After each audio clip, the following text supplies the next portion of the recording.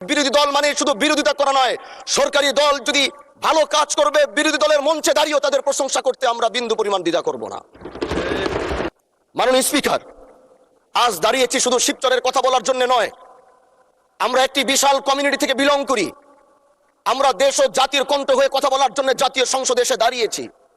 আমাদের সংসদ ওই পাশে যারা রয়েছেন তারা শুধু মনে করেন যে আমরা শুধু তাদের বিরোধিতার জন্য দাঁড়িয়েছি। বিরোধী দল মানে শুধু বিরোধিতা করা নয়, সরকারি দল যদি ভালো কাজ করবে বিরোধী দলের মঞ্চে দাঁড়িয়েও তাদের প্রশংসা করতে আমরা বিন্দু পরিমাণ দ্বিধা করব না।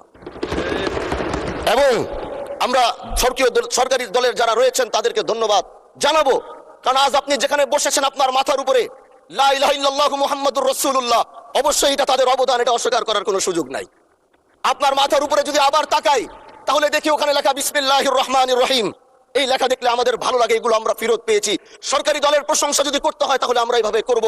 যখন তাদের প্রশংসা করা দরকার আমরা দাঁড়িয়ে প্রশংসা করব, যদি তাদের কোনো ভুল দিকে সেটা দাঁড়িয়েও এই বেঞ্চের থেকে আমরা তাদের প্রতিবাদ করব। এটাই আমাদের কাজ, মাননীয় প্রধান।